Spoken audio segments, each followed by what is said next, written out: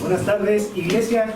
El Señor te bendiga. Vamos a abrir rápidamente nuestras Biblias al libro de Génesis, no el capítulo 1. Vamos a saltar al capítulo 3. Bien, vamos al capítulo 3. Voy a silenciar mi celular. Así que si alguien le habla por WhatsApp, dígale, estoy en el culto, no me hables, por favor. Ahí está, prohibido chatear, prohibido dormirse. Lo que vamos a estudiar es muy importante. El día de hoy, voy a hacer unos alcances previos antes de orar. Algunos de ustedes se dieron cuenta que en mis primeras exposiciones del libro de Génesis estuve utilizando la versión tradicional, al menos mía. El día de hoy, correcto. El día de hoy voy con la Biblia oficial de la congregación. Al menos el capítulo en cuestión. Ya, así que si usted dijo, justo había traído mi 60 para el... No sé, la verdad vamos a hacerlo, pero para los versículos de respaldo. Ya, pero el pasaje medular va a ser en la Reina Valera Gómez. Bien, otro alcance. Vamos a estudiar el día de hoy el pasaje que se conoce comúnmente y teológicamente como la caída. Bien. Y este evento bíblico importantísimo y esencial para conocer el desarrollo del flujo bíblico se encuentra en el libro de Génesis capítulo 3 completito. Sin embargo, vamos a concentrar nuestra atención únicamente desde el versículo 1 hasta el versículo 9. Bien, entonces hay muchas cosas que no voy a decir el día de hoy en esta exposición. Entonces va a terminar el sermón y usted va a decir, uy, pero faltó que dijera esto. Bueno, si usted se da cuenta que algo faltó es porque conoce el pasaje, entonces podemos seguir avanzando después con el siguiente evento que marca el desarrollo de la historia bíblica. Bien, otro último alcance antes de orar es que en el desarrollo de la exposición voy a decir algunas cosas que usted va a necesitar escuchar los próximos 2 minutos de mi enseñanza, así que le pido su atención y antes de tomar conclusiones, escuchemos lo que se va a exponer. Voy a procurar ser claro en mi enseñanza. Este tema es demasiado importante para ignorarlo, para obviarlo y para tratarlo a la ligera. Así que ya habiendo hecho estos alcances, vamos a orar y vamos a pedir la dirección del Señor para este tiempo. Así que le voy a pedir al hermano Juan Carlos, por favor, si puede orar. Padre, en nombre de Jesús, Señor, oramos, Señor, ante su presencia para pedirle, Señor, que usted abra nuestro entendimiento, Señor, que nuestro corazón esté volcado, Señor, a tu palabra, Señor, que nuestro corazón esté dócil, Señor, para oírte, Señor, para aprender, Señor, y ser formados a su imagen, Señor. Señor, guíanos en tu palabra, en esta enseñanza, Señor. Usa a mi hermano, Señor, con sabiduría, Señor, con poderes suyos, Señor, para exponer esta enseñanza hacia nuestras vidas, Señor, y que nuestro corazón esté, Dios mío, apto para recibirlo, Señor amado. Señor, queremos aprender, queremos crecer, Señor, conforme a su imagen, Señor. Queremos ser formados cada día, Señor, Señor amado, y que podamos regocijarnos en tu palabra, Señor, y para usted sea honra y gloria en el nombre de Jesús. Amén. Amén. Amén. Muy bien, muchas gracias, querido hermano. Bien, Génesis entonces, capítulo 3. Aquí tengo un par de notas antes de dar lectura al pasaje en cuestión. Vamos a leer un pasaje el cual usted ya conoce previamente. El día de hoy vamos a profundizar un poquito en los versículos que le mencioné. Este evento conocido como la caída, que hace alusión directamente al hecho de que el ser humano gustó del pecado, gustó la desobediencia, por tanto cayó de su estado en su comunión para con Dios. Este evento cambia todo el perfecto escenario que ya estudiamos y que ya recordamos al estudiar el capítulo 1 del libro de Génesis. Usted recordará que un énfasis marcado que hicimos es que todo lo que Dios hizo era bueno en gran manera, y que ese adjetivo bueno no solamente significa que era provechoso, sino que reinaba un ambiente de santidad. No había pecado, no había discusiones en el huerto, bueno, en el planeta entero en realidad, porque todo lo que Dios hizo era bueno, pero después de este evento eso se quiebra, cambia totalmente ese escenario de santidad. El relato que vamos a leer a continuación, y lo estoy presentando de una manera inductiva, relata la entrada del pecado en la raza humana. Y el pecado, una vez que entra en la raza humana, genera una separación, un distanciamiento entre Dios y el hombre. Si usted quiere profundizar un poco en el concepto que Dios tiene acerca del pecado y que nosotros deberíamos tener acerca del pecado, puede estudiar Isaías capítulo 59, versículos 1 y 2. De los 1189 capítulos que conforman la Santa Palabra de Dios, se dice que este es el capítulo más triste. Se dice que el segundo más triste podría ser, es el Mateo capítulo 26, cuando el Señor Jesucristo le dice a Judas: amigo, ¿a qué vienes? Bien, pero se dice que este es el capítulo más triste de toda la palabra de Dios. Doy lectura entonces a Génesis capítulo 3, desde el versículo 1 al versículo 9. Dice así la palabra del Señor tu Dios. Pero la serpiente era astuta, más que todos los animales del campo que Jehová Dios había hecho, la cual dijo a la mujer: ¿con qué Dios os ha dicho no comáis de todo árbol del huerto? Y la mujer respondió a la serpiente: del fruto de los árboles del huerto podemos comer, pero del fruto del árbol que está en medio del huerto, dijo Dios, no comeréis de él, ni le tocaréis, para que no muráis. Entonces la serpiente dijo a la mujer: no moriréis, mas sabe Dios que el día que comiereis de él serán abiertos vuestros ojos y seréis como dioses, sabiendo el bien y el mal. Y vio la mujer que el árbol era bueno para comer y que era agradable a los ojos y árbol codiciable para alcanzar la sabiduría. Y tomó de su fruto y comió, y dio también a su marido, y él comió con ella. Y fueron abiertos los ojos de ambos, y conocieron que estaban desnudos. Entonces cosieron hojas de higuera y se hicieron delantales. Y oyeron la voz de Jehová Dios que se paseaba en el huerto al aire del día. Y Adán y su esposa se escondieron de la presencia de Jehová Dios entre los árboles del huerto. Y llamó Jehová Dios a Adán y le dijo: ¿dónde estás tú? Esa ha sido la lectura de Génesis capítulo 3, versículos 1 al 9. El pasaje comienza con una palabra muy interesante: pero, que es un conector. Pero la serpiente. Esta palabrita pero es bien interesante, porque este conector nos dice que lo que se ha planteado anteriormente es importante. Sin embargo, necesitamos prestar suma atención a lo que se va a decir a continuación. ¿Por qué? Porque, como les dije ya en la introducción, lo que está ocurriendo aquí cambia totalmente el escenario perfecto que se planteó en Génesis capítulo 1 y capítulo 2. Seguramente a usted le ha pasado muchas veces, porque a mí me ha pasado y también lo he visto, sobre todo en videos de YouTube, que se toma este pasaje como una supuesta evidencia que utiliza el mundo incrédulo para argumentar que no podemos creer en la Biblia, no podemos creer en la palabra de Dios. Dice el mundo: porque ¿cómo yo voy a creer en un libro que me habla de serpientes que hablan? Una vez alguien me preguntó: o sea, ¿tú crees verdaderamente que las serpientes hablan? Y yo le dije: no, yo no creo que las serpientes hablan, yo creo que una serpiente habló, y es la que aparece en Génesis capítulo 3. Ahora, ¿cómo podemos creer que esto es cierto? Le voy a decir esto para que usted lo tome como consejo y poder argumentar en base o sobre la credibilidad de la palabra de Dios. Hace algún tiempo atrás apareció una noticia que recorrió el país. Nosotros en Santiago con mi esposa vivíamos en la comuna de San Joaquín, cerca de la estación de metro Pedrero. Hace algunos años atrás apareció una noticia muy impactante. Un joven entró a la estación de metro y de sus vestiduras sacó armas de fuego, y con estas armas de fuego comenzó a disparar a las personas que estaban dentro del vagón del metro.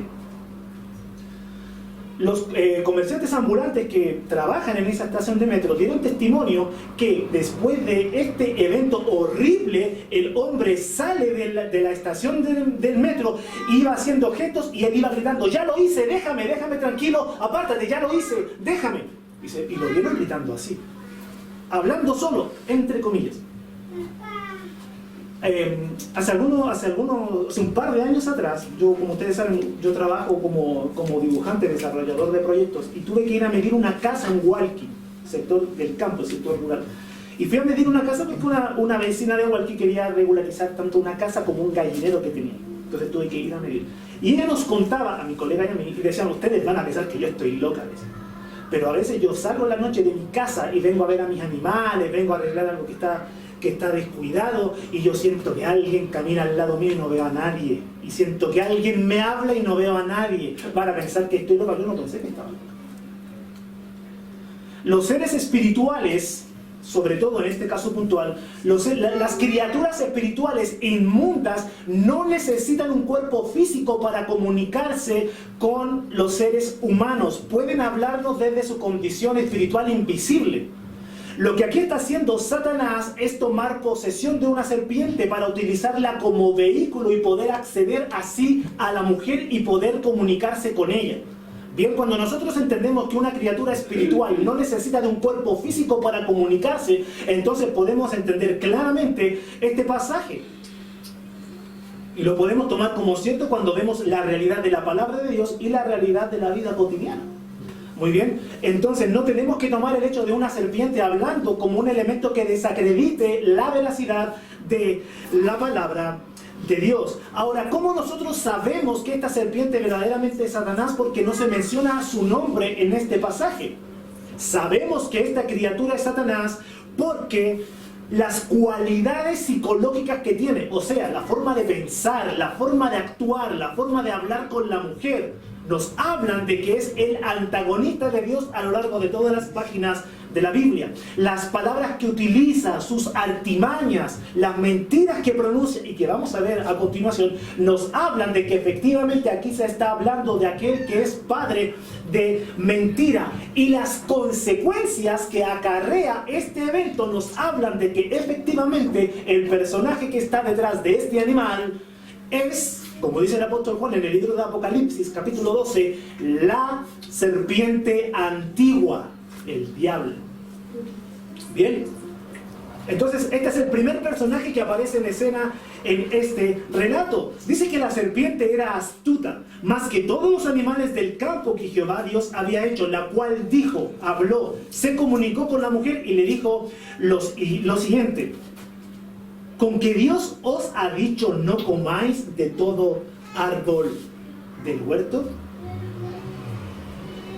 Satanás es una criatura llena de pecado y que no hace más que pecar cuando se comunica. Y vemos acá cómo Satanás está actuando de una forma bastante cobarde, si me permiten decirlo de esta manera. Dios estableció el primer matrimonio conformado de Adán y Eva. Adán fue formado primero, después Eva. Por tanto, Adán tenía la responsabilidad de ser un líder en este primer matrimonio, en este primer hogar. Adán tenía la responsabilidad de mostrar a su esposa la creación, inducirla en el pacto que Dios estableció y comunicarle a su esposa la voluntad de Dios. Bien, así como la responsabilidad que cada uno de nosotros, varones, jefes de hogar, tenemos para con nuestra familia. Muy bien, Adán tenía ese ministerio. Adán era el cabeza de este primer hogar, era el líder de esta primera familia. Eva era la parte aprendiz, por cuanto fue creada después que Adán. Satanás viene y él ataca la parte vulnerable de este primer equipo en la raza humana. Satanás se comporta como los amalecitas. Usted se acuerda del relato del libro de Éxodo, cuando la nación de Israel iba camino a la tierra prometida. Éxodo capítulo 17.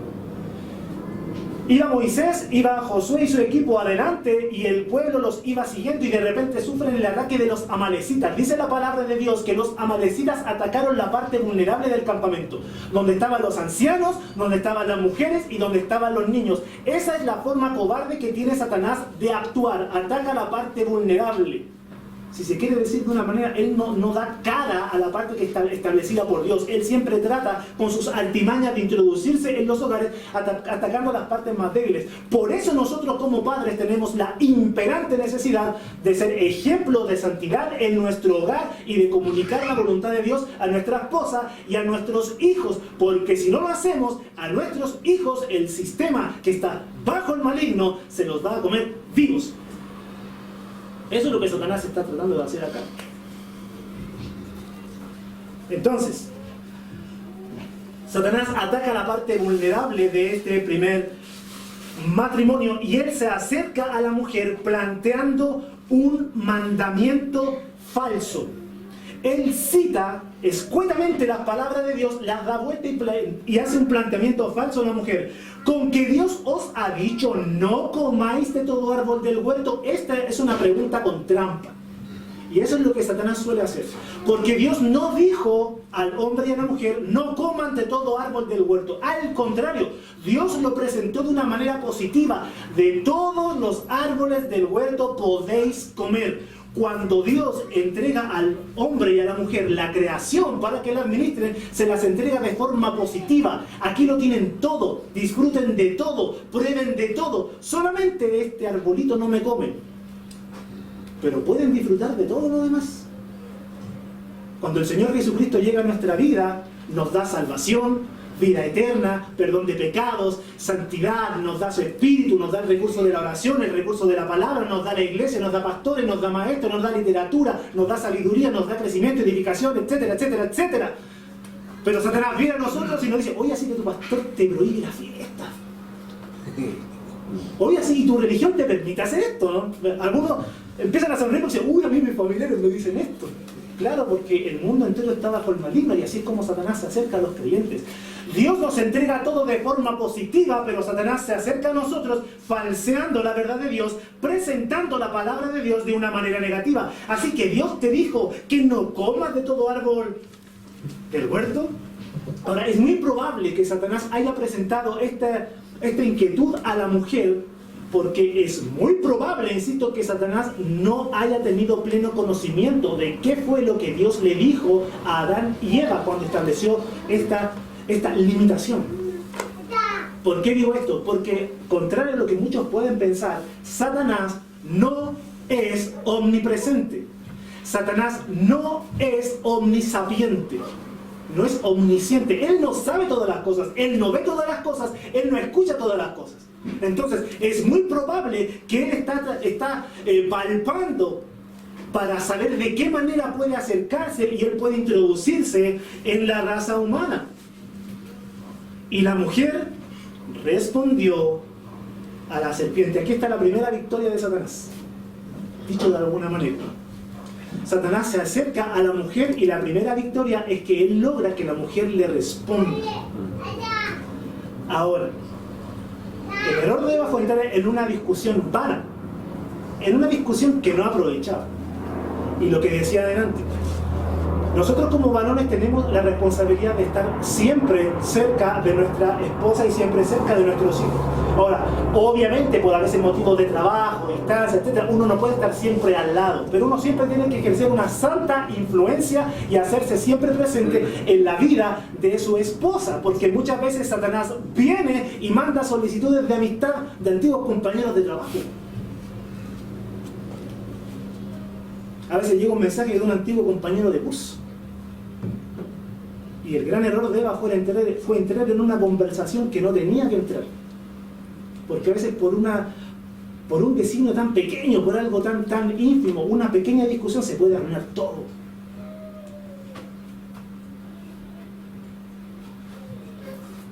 Y la mujer respondió a la serpiente: del fruto de los árboles del huerto podemos comer.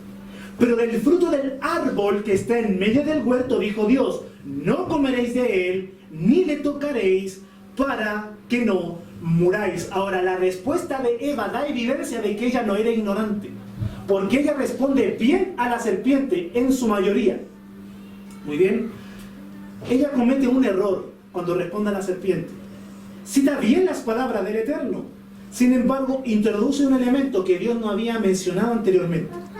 Eva dice que Dios le dijo: no comeréis de él ni le tocaréis. No sabemos de dónde Eva sacó esas palabras. No sabemos si se las dijo a Adán. No sabemos si ella se lo impuso a sí misma como una estrategia para evitar la desobediencia, o si se le ocurrió en este momento. Lo que sí sabemos es que este es el modus operandi de la religión hasta nuestros días, para tratar de aparentar una mayor santidad, para tratar de demostrar o manifestar una mayor rigidez en nuestro conservadurismo y en nuestra religiosidad. Muchas veces no nos basta con la palabra de Dios tal cual como la palabra está establecida. Muchas veces añadimos mandamientos a la palabra de Dios, muchas veces añadimos prohibiciones a la palabra de Dios para tratar de vernos más fuertes delante de nuestra iglesia o delante del mundo. Pero la palabra de Dios no necesita ni que le agreguemos ni que le quitemos. Amén. La palabra de Dios es perfecta tal cual como ella fue dada, y la palabra que Dios entregó a Adán y Eva era perfecta y era todo lo que ellos necesitaban en el momento en el cual recibieron la palabra. Pero ellos no tenían el Antiguo Testamento y el Nuevo Testamento. No lo tenían porque tenían la misma presencia de Dios que se paseaba en el huerto. Ellos tenían todo lo que necesitaban en cuanto a revelación, en cuanto a palabra de Dios dicha. Entonces la serpiente dijo a la mujer: no moriréis. Bueno, la segunda victoria de Satanás fue que Eva lograra tergiversar la palabra. Recordemos que Satanás está empeñado en presentar oposición a la santa palabra de Dios. El mundo vive confundido en cuanto a Satanás y a lo que Satanás quiere verdaderamente hacer. Muchos andan por ahí asustados, ven muchos videos, y muchos piensan que Satanás está empeñado en venir en la noche, en mover la sábana y tirarle las patitas a la gente. Llegó el diablo a mi casa, venga a orar porque el diablo me tira las patitas, me mueve la sábana, me cierra la puerta, asusta a mi gato, a mi perro. No, si Satanás no está interesado en nuestros gatos y en nuestros perros. Satanás está empeñado en presentar oposición a la palabra de Dios. Cuando nosotros leemos la parábola del sembrador, se enojaron los perros con lo que dije. Cuando nosotros leemos la parábola del sembrador, nos damos cuenta que la primera ilustración que el Señor presenta es la ilustración de las aves que vienen y se comen la semilla. El Señor Jesucristo dijo que ese es el maligno que viene y que arrebata la palabra que ha sido sembrada. O sea, Satanás está empeñado en oponerse al mensaje del Evangelio. Cuando leemos 2 Corintios capítulo 4, versículo 4, vemos que Satanás lo que hace es cegar el entendimiento de los incrédulos para que no les resplandezca el Evangelio, para que no les resplandezca la gloria de Cristo. Ese es el énfasis del diablo, oponerse tanto a la palabra como al efecto que produce la palabra. Por eso la segunda victoria de Satanás fue que Eva ya tergiversara la palabra de Dios.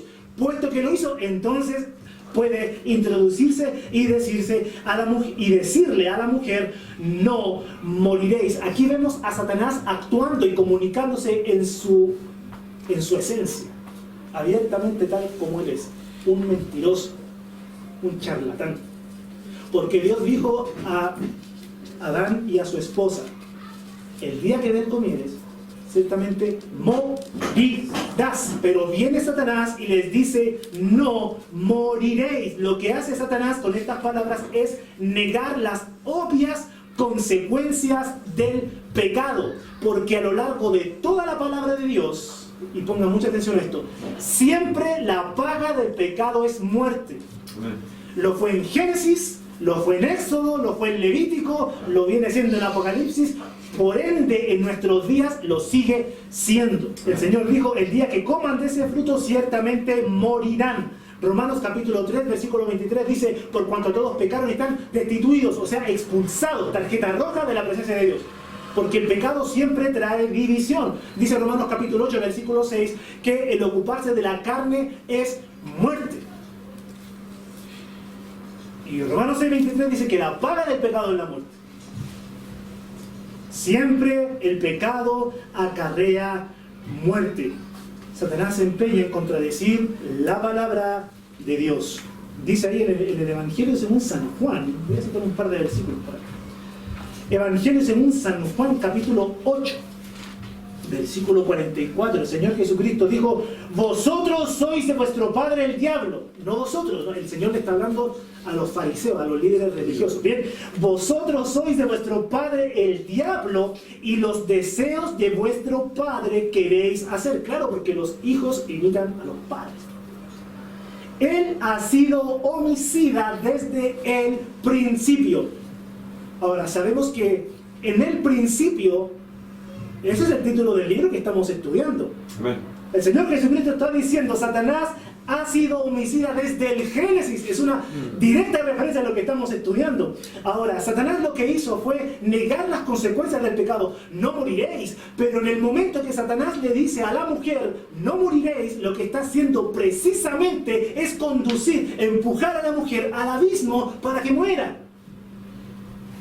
Él ha sido homicida desde el principio y no ha permanecido en la verdad porque no hay verdad en él. Cuando habla mentira, de suyo habla porque es mentiroso y padre de mentira. La palabra, el concepto mentira es una palabra fuerte. Nosotros lo tomamos muchas veces a la ligera. Es muy probable que aquí el Señor Jesucristo está hablando con energía, con fuerza. Él es mentiroso, habla mentira. Cuando habla mentira de suyo habla porque él es padre de mentira. Es algo despreciable. Y el apóstol San Juan, 1 Juan capítulo 3, versículo 8, dice lo siguiente: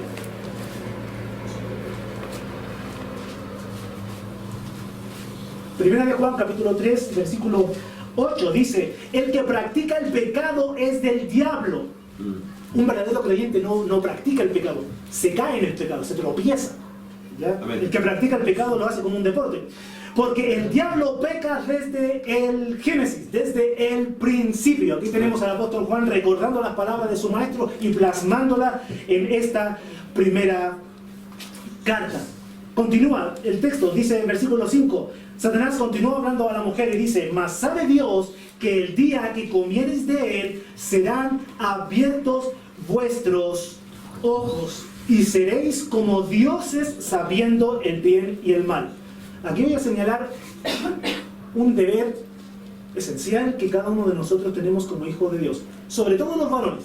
Ya todos tenemos esta responsabilidad, pero sobre todo nosotros. Y es que tenemos la responsabilidad de cuidar nuestros ojos. Satanás le dice a la mujer: serán abiertos vuestros ojos.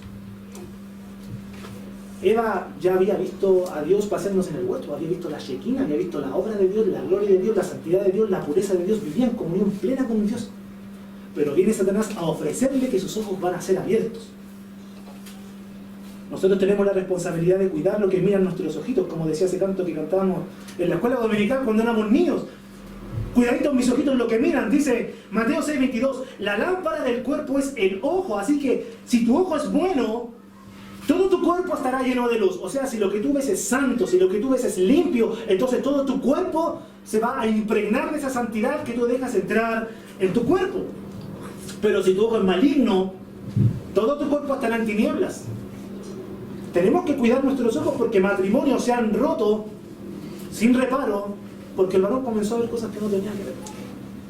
Así una miradita, ¿no? La lámpara del cuerpo es el ojo. Satanás le dice a la mujer: seréis como dioses sabiendo el bien y el mal. Ahora, yo le voy a decir algo que muy probablemente usted no ha escuchado antes, pero se lo voy a decir para traer luz a su vida en cuanto a este pasaje, pastor.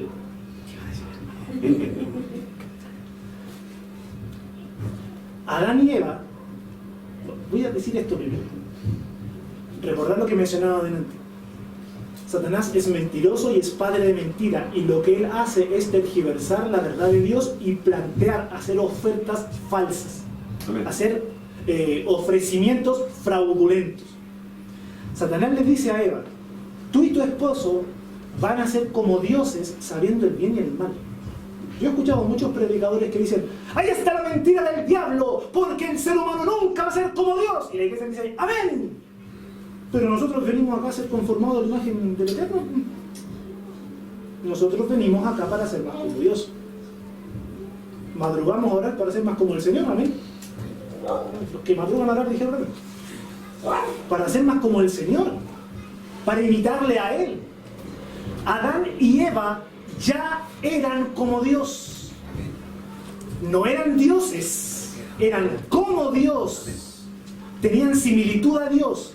¿Por qué? Porque nuestros primeros padres, así como nosotros, fuimos creados a imagen y semejanza de Dios. Tenemos la imagen de Dios, somos portadores de su imagen. Abigail dice amén. Amén. Si yo fui creada a imagen de Dios, dice Abigail. Entonces, Adán y Eva poseían los atributos comunicables de Dios. Así como nosotros tenemos semejanza a Dios. ¿Por qué nos airamos? Porque Dios se aira. ¿Por qué nos gozamos? Porque Dios se goza. ¿Por qué tenemos intelecto, voluntad? Porque Dios tiene intelecto, tiene voluntad. Por eso nosotros tenemos esas facultades. Satanás le dice a la mujer: seréis como Dios sabiendo el bien y el mal.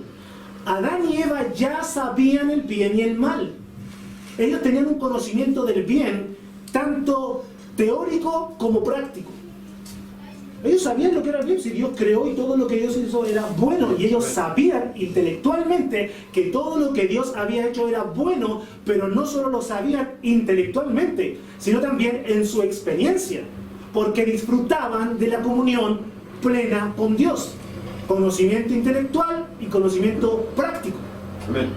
Respecto al mal, ¿sabían lo que era el mal? Sí, tenían un conocimiento teórico de lo que era el mal, porque Dios les dijo: si comen de este árbol van a morir, si ustedes desobedecen van a tener consecuencias. Ok, hay un conocimiento teórico de lo que es el mal. Lo que no tenían era un conocimiento pragmático de lo que el mal es en esencia. Y ahí es donde la serpiente quiere conducir a Eva, a ese conocimiento práctico, pero obviamente Satanás no le iba a decir eso. Si lo decía, entonces se le caía y se le arruinaba el plan. Lo que Satanás está haciendo aquí con Eva es desviar la atención de todo lo que Dios ha revelado y conducir su atención a lo que supuestamente Dios no le quiso decir. ¿Sabe Dios? O sea, Dios está como asustado. Él sabe que si ustedes comen se van a abrir sus ojos. Entonces Eva dice: ¿en serio? Como dicen muchos jóvenes el día de hoy en la iglesia, no les basta con la palabra de Dios, no les basta con 2 testamentos, no les basta con 66 libros, no les basta con los estudios bíblicos, no les basta con buenos libros, con buenas predicaciones, no. Dejan todo eso y se van a ver a Salfate. La verdad de la Biblia, la verdad oculta de la Biblia. 10 cosas que tu pastor no quiere que tú sepas. Las 7 te sorprenderán. Y ahí van los jóvenes a mirar y a dar like a sus videos. Tienen la Biblia llena de polvo. Satanás desvía la atención de Eva de lo que Dios verdaderamente había revelado y la lleva disque a un conocimiento conspirativo. Oye, hay algo que Dios no quiere que tú sepas. Mira, yo te lo voy a enseñar. ¿En serio? A ver, y va Eva ahí.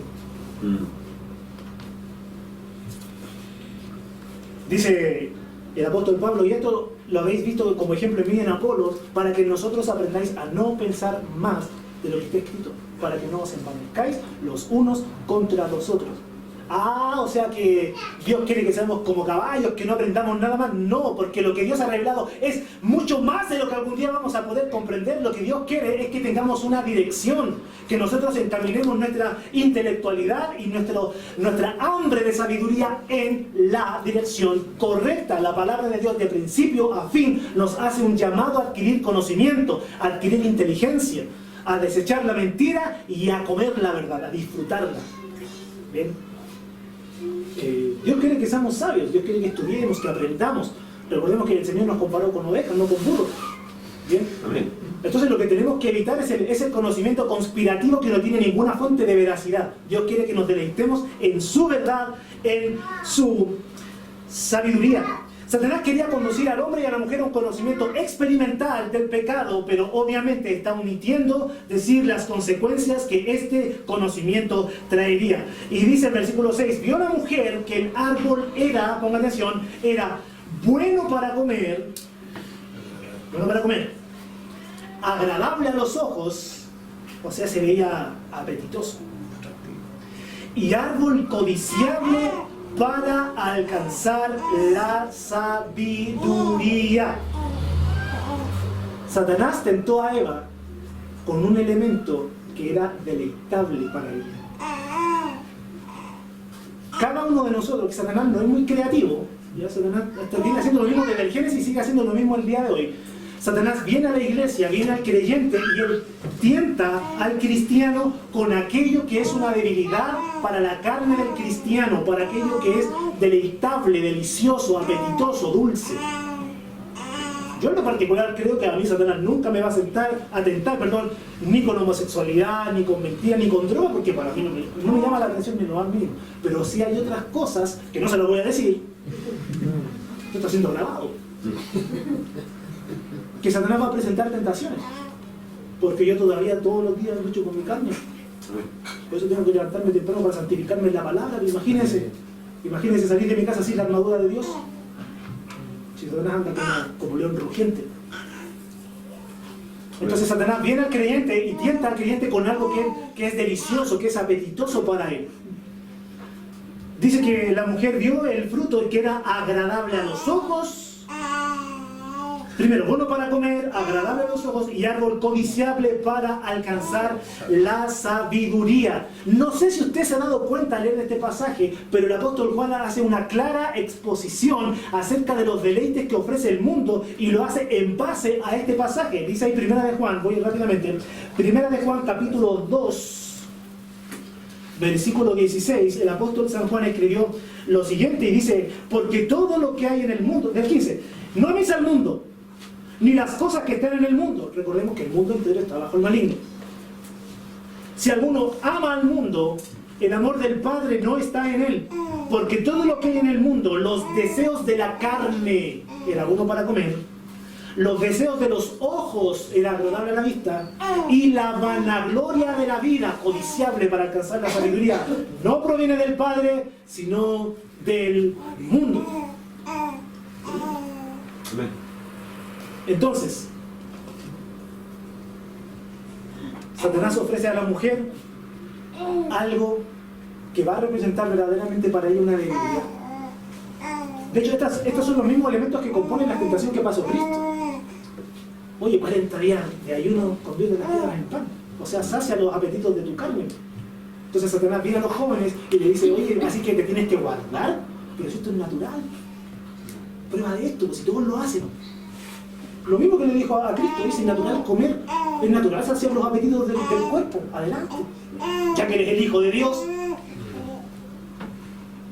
Luego Satanás le dice al Señor, bueno, te voy a dar todo esto reino, mira, deleítate, te muestro todos los reinos, mira, que tus ojos se deleiten en todos estos reinos, yo te los doy si te muestras y me adoras. O sea, ríndete a mí y yo te voy a dar todo lo que tus ojos quieran. Luego la vanagloria de la vida, mira, échate abajo y todo el mundo te va a reconocer como el Mesías.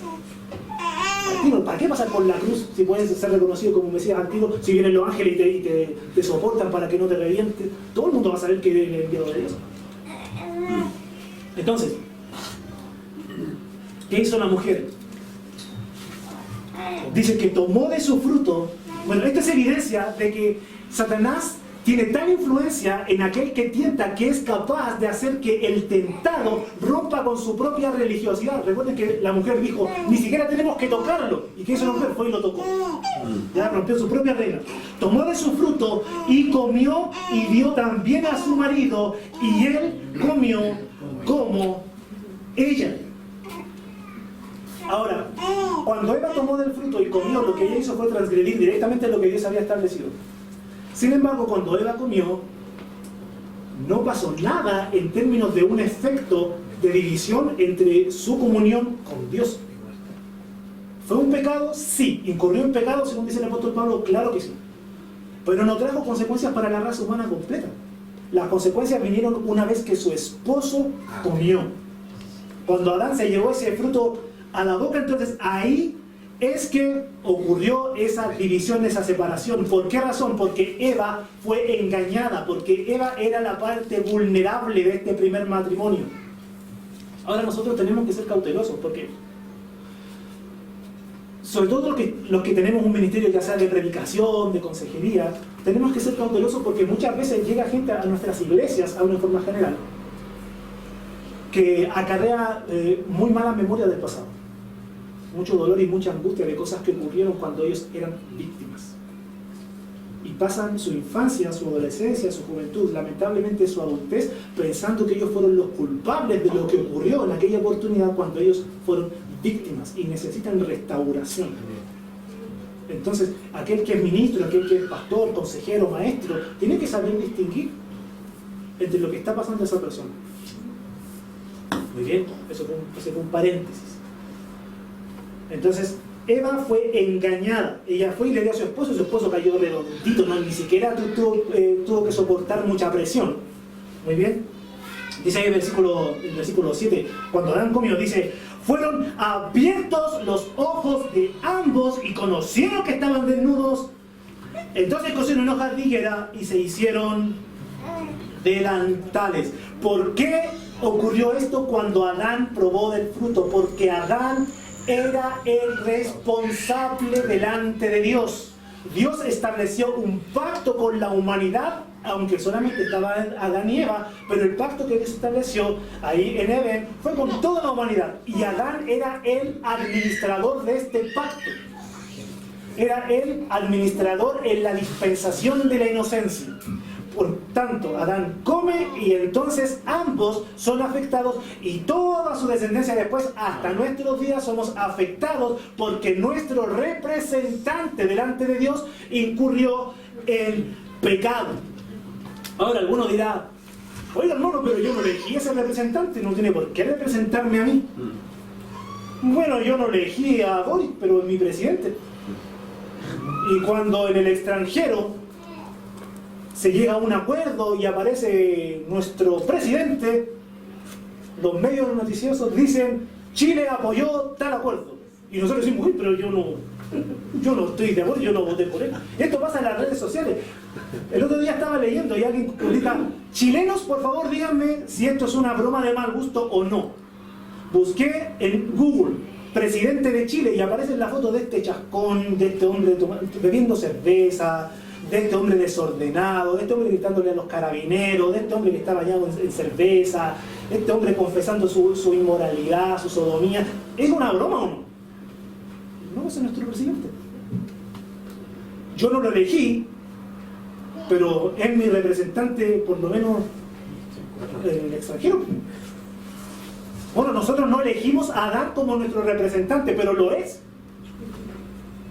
Hay cosas que no podemos elegir en esta vida. Entonces, Adán come del fruto, y cuando Adán come del fruto, entonces él y su esposa son afectados por esta desobediencia. Y el apóstol San Pablo, el mejor teólogo que ha pisado esta tierra después del Señor Jesucristo, escribió lo siguiente, y él dice, por tanto, como el pecado entró en el mundo por un hombre, y por el pecado la muerte, así la muerte pasó a todos los hombres por cuanto todos pecaron. Por cuanto nuestros primeros padres incurrieron en ese pecado, entonces toda su descendencia hasta nuestros días, llegamos a este mundo infectados de pecado, con una tendencia a la maldad. Yo a Grace no tuve que enseñarle a desobedecer. Pero yo me acuerdo llegar a casa en ocasiones después de estar ministrando, después de estar trabajando, llegar a casa y Grace mirándome y salía y gateaba y se escondía. ¿Qué pasó? Yo dije, claro, había sacado el queso del refrigerador y tenía las láminas de queso tiradas y lo sacó sin permiso, se dio cuenta que llegó el papá y salió arrancando. Tenía meses. Sabía que estaba haciendo algo malo, algo que estaba prohibido. Usted a sus hijos no tiene que enseñarles a pelear, aprenden solitos. No tiene que enseñarles a ser egoístas, aprenden solitos. ¿Por qué? Porque llegamos a este mundo con una inclinación a la maldad, al pecado. Eso se llama naturaleza pecaminosa. Y ese, figurativamente hablando, ese cáncer nos llegó en nuestros primeros padres y todos hemos nacido así. Entonces, cuando comen del fruto, Adán y Eva despiertan a la percepción de la vergüenza, a la percepción de su debilidad, a la percepción de su desobediencia, despiertan a la culpa. Y hacen lo que cualquiera de nosotros hace cuando cae en pecado. ¿Orar, hermano? ¿Leer la palabra? No se pusieron a orar. No corrieron a los pies del Señor a pedir ayuda. No fueron al Padre y decirle, mira lo que nos hizo hacer la serpiente, ¿no? Tomaron hojas y se cosieron delantales. Un pastor dijo, y también se hicieron traserales, lo que no quiero, se volvió completo. Entonces, tomaron hojas y se hicieron delantales, se cubrieron y neciamente se escondieron como si Dios no fuera omnipresente. Algunos dicen, por eso cuando ando medio mal me dan ganas de no congregarme. Por eso cuando ando medio mal no leo la Biblia. Me da vergüenza orar como si Dios no supiera lo que hicimos. Dios tiene una mirada muchísimo más amplia del pecado que nosotros cometimos que nosotros mismos. Porque nosotros nos metemos a la tentación y nosotros tenemos la turbulencia de la tentación a nuestro alrededor, pero Dios mira todo desde arriba. Y nosotros degustamos el pecado, entramos en pecado, cometemos el pecado y nos alejamos de Dios y Dios nos está esperando con los brazos abiertos. Adán y Eva pecan, la comunión con Dios se rompe y entra el pecado en la humanidad para siempre. Para siempre. Versículo 9. Y llamó Jehová Dios a Adán y le dijo, ¿dónde estás tú? Después de que Adán y Eva pecaron, inevitablemente la comunión con Dios se rompió. Y desde Génesis capítulo 3, pasando por nuestros días, hasta Apocalipsis capítulo 22, a lo largo de todas las escrituras, siempre está Dios buscando al ser humano, amén, preguntándole, ¿dónde estás tú? ¿Para condenarlo? No. Para perdonarlo, para limpiarlo, para restaurarlo y para atraerlo. Acabamos de leer Génesis capítulo 3, del 1 al 9. La caída es el segundo evento que marca el desarrollo de la historia bíblica. Bien, vamos a ver, saquémonos eso. Amado Señor, hemos procurado prestar atención a tu palabra. Hemos tratado, Señor, de recibirla con un corazón abierto, con una actitud enseñable. Y pedimos, Señor, que tú tomes todo lo que ha sido expuesto y que tú, Señor, lo apliques a nuestros corazones de la manera que tú estimes conveniente. Aquello que he dicho y que no se conforma a tu palabra, yo te pido que mis hermanos lo olviden para siempre, pero aquello que se ha dicho conforme a las Escrituras, que podamos recibirlo, Señor, y entender la responsabilidad que tenemos de atesorarlo y de ponerlo por obra. Gracias, Padre, porque en el Señor Jesucristo tenemos perdón de nuestros pecados. De tal manera que aquel evento que ocurrió en Génesis capítulo 3, si bien somos afectados por él, el día de hoy tenemos al Señor Jesucristo llamándonos, atrayéndonos, limpiándonos, restaurándonos. Yo te pido, Señor, ayúdanos a estar siempre en consideración de aquello y vivir dándote a ti toda gloria y toda honra. Oramos en el nombre de Jesús. Amén. Amén. Amados hermanos, que el Señor les bendiga. Amén.